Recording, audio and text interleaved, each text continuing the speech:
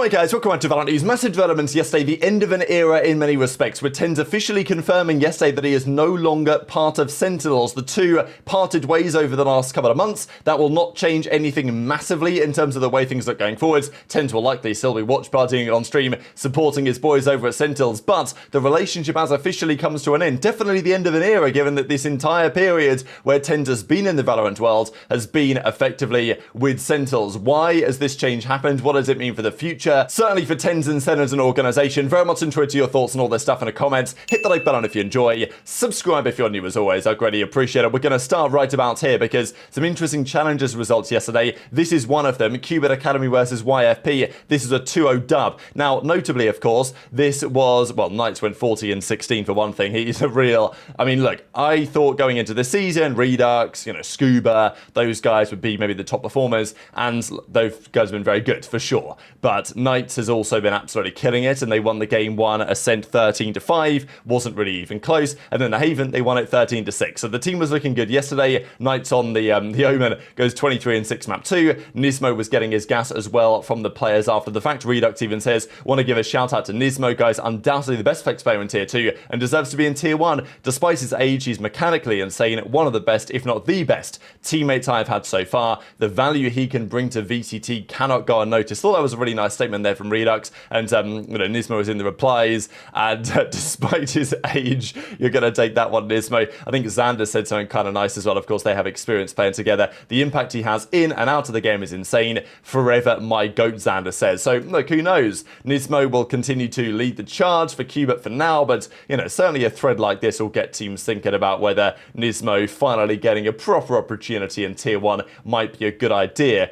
Now, Scuba says, 2-0 versus YFP. We had some really good energy today for some reason. And Som says, nice game, bro, I was watching. FNS's nice leak dog. So, anyway, there's a bit of a reply here. The reason why this gained traction, of course, is because the leak as of yesterday was that Scuba has been linked to NRG, potentially replacing FNS, and then somebody else will become the in-game leader. So, yeah, just the fact that Som was in the replies to this one made people question whether that could be something that's actually happening or not.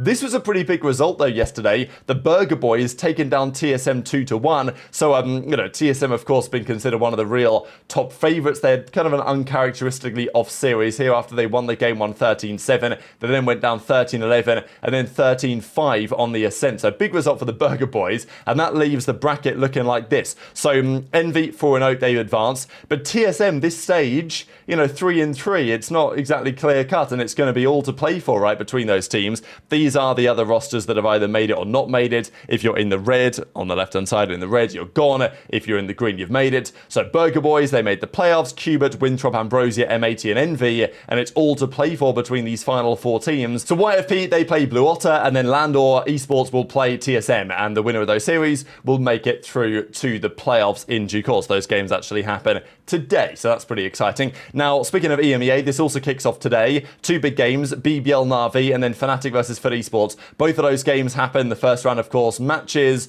BBL Na'Vi's real interesting. I mean, on paper, BBL are probably going to be marginal favourites here, but I think it could kind of go either way. But yeah, BBL will certainly be the favourites to get the job done here against Na'Vi. Of course, the loser of that plays Carmine Core. And then Fnatic are definitely favoured to take it over Fit Esports, but I don't think it's exactly clear-cut this one at all. Winner of that plays Liquid. So that's how things look there. And then tomorrow is when we have the real big matches, Gen.G, RRQ, and then, DRX, Paper Rex. So pretty much this time tomorrow is going to be absolutely mega, of course. Now, there's other roster drama elsewhere before we get to the 10 stuff, starting here with Havoc, who confirms that, well, hi guys, dropping by to let you know my situation with Furia is going in the next steps. I'm still under contract, but I'm able to listen to offers. Really appreciate the opportunity. Tough for a guy like Havoc, really, because I actually think he's a really talented player. It's just a lot of the time his decision making and stuff like this is a bit of a problem. I think that Havoc alongside like a real veteran leader to help, not teach him the ropes, because obviously he knows how to play Valorant, but there's more potential in Havoc as a talent than we have seen so far. I think that's kind of my opinion on it. So we'll see where it goes from here, but I'm certainly wishing him the best. The other update we got was actually this one from Loud. Now, they are signing a coach with a fantastic name. His name is Leader, right? So obviously, look, if you you've got a coach and a guy's name's Leader, got to be a fire team, right? But anyway, he's a Turkish coach. He actually used to deal with the G2 Gozen roster, and now it seems Loud are potentially bringing him in because they made the changes to their coaching staff. That's the rumor anyway, and likely that all these things will be confirmed in the near future. So yeah, apparently Leader is going to join Loud. The deal took a while because there were small details to be agreed upon between the parties. Now all that is left though is to sign the contract, and this potentially is going to be a done deal very soon. So Loud making changes, that's what Bruno Porelleri has to say. Of course, Havoc as well with Furia, changes happening over there. We've got Vitality making changes too. We saw a second ago, right, the EMEA bracket, Vitality play the loser of Fnatic versus Fit Esports, right? So, you know, this game's coming up just over a day's time. It's going to be a mega important game. Of course, 3 wins from losers round 1 gets you to Masters Toronto, but that's of course far easier said than done, especially if the bracket flips, which it does on the top side. So, you know, let's say Vitality play Fit Esports and they win, they'll play the loser of Heretics BBL on Na'Vi, I believe, which, look, if there's an upset there, all of a sudden the bracket goes crazy, kind of like it did in the Americas, of course. But Vitality, they've been under some serious pressure. They're actually bringing in some new coaches as well. So, you know, they're making moves, they're making plays. Will it work? We'll see. But the intention is clearly there from Vitality to say, okay, this roster is talented, but we need a little bit more. Maybe the leadership, of course, has been a bit of a question, and Vitality believe this is going to be a key factor to try and make that losers bracket run. And if they make it, then it would be spectacular. They'll get to Toronto. If they don't, questions are seriously going to be raised because lots of the big teams are going to be there, right? I mean, it's G2, it's Sentinels, they made it to the Americas side. MLBO, of course, made it as well, right? But, you know, just the teams that are favored to make it in the various regions, apart from China, really, right? In China, Edward Gaming didn't make it. They're kind of the big scalp. And there are some other big scalps as well. But mostly the teams that at least were expected to be the best have kind of been the best. And Vitality, after what happened at the start of the season, were expected to be in that conversation. So far, it has been a big challenge. But the big drama of yesterday was around TenZ. Because TenZ, the biggest name in VALORANT, one of the biggest names in the entirety of gaming, not even just esports, has been for the entirety really of his Valorant days, which has made him the most popular Valorant player on the planet, has been with Sentinels, effectively. And that's certainly his playing days, that was true. The championships that he won, Masters Reykjavik, and then of course recently Madrid as well last year, before then deciding to step away from competing and become a content creator full time. People were spotting yesterday that his Sentinels affiliate badge is no longer here. In his header, we have no reference to Sentinels. Okay, it's still red, but we don't have a Sentinels reference or, you know, really anywhere in the conversation here. Now, there's been nothing said on this for a little bit of time, but as of yesterday, this, you know, has now effectively been made official, right? So Sentinels tweet out this little video here of TenZ, and look, you know, make it very clear that it's not like there's been some massive falling out or anything between TenZ and Rob Moore, the guys over at Sentinels. That's certainly not true. It's more than likely simply a matter of, well, Sentinels and TenZ has been a long relationship for a long time.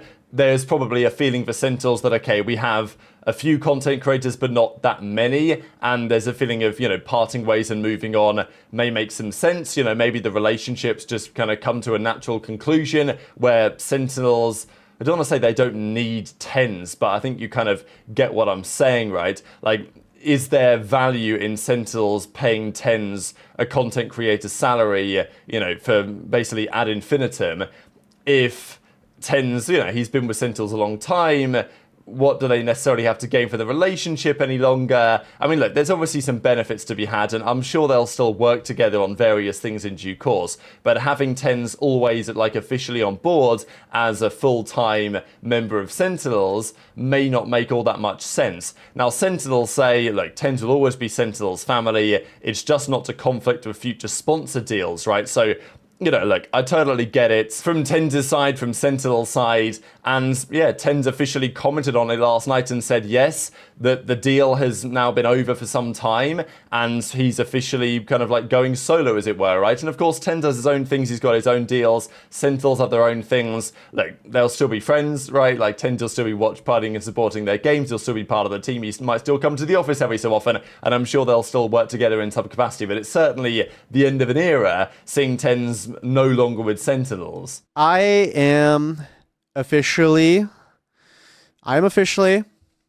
not contractually with Sentinels anymore.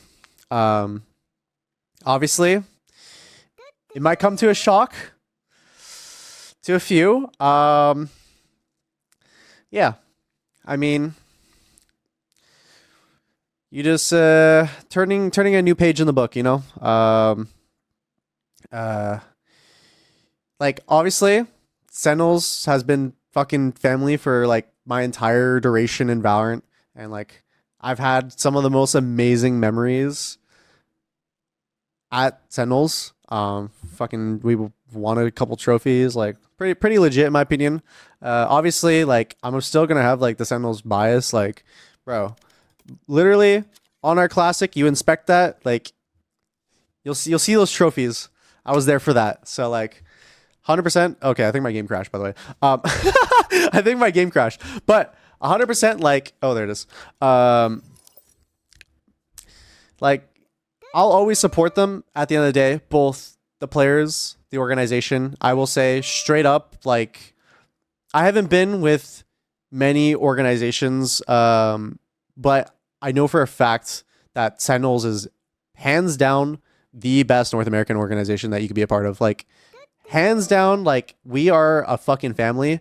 And even now still, like, bro, they didn't take my keys away from the office. I'm pretty sure I could just show up to the office and like if they like we can still like do content and stuff, and like I'm also like friends with all the guys, so yeah, it's pretty chill. But yeah, like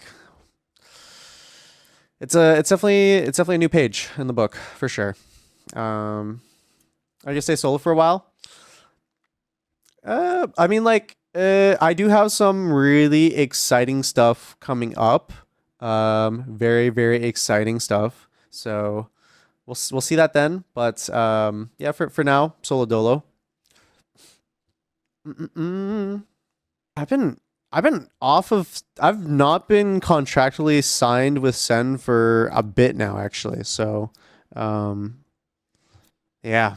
I mean, it might come as a shock to some. I think some other people might have like already read it. Like I would get some questions about like the panel and stuff. So very much enjoyed your thoughts on all this stuff in the comment section below. Just one final thing I wanted to mention here. So Mike's HD comes out with his list of players that he thinks America's team should look for into trialing this upcoming off season. So this is his list of players, and you know, pretty interesting to see. He reckons Paint, Timotino, Penny on the duelist side, B-Dog and Bones on the flex, Stella, Vora and Caillou on the initiator, and also IGLing, right? Obviously Stella's pretty well known in that capacity. Controller, we've got Jake, Spaz, Nerf and Waded, and then Sentinel, Pancakes, Bow and Thief. So interesting. Look, there's plenty of players of course you can look at, but I thought it was kind of interesting to see that perspective anyway. So very much enjoyed your thoughts on all of this stuff in the comments below. Hit the like button if you enjoyed, subscribe if you're new, take care, and I'll see you next time.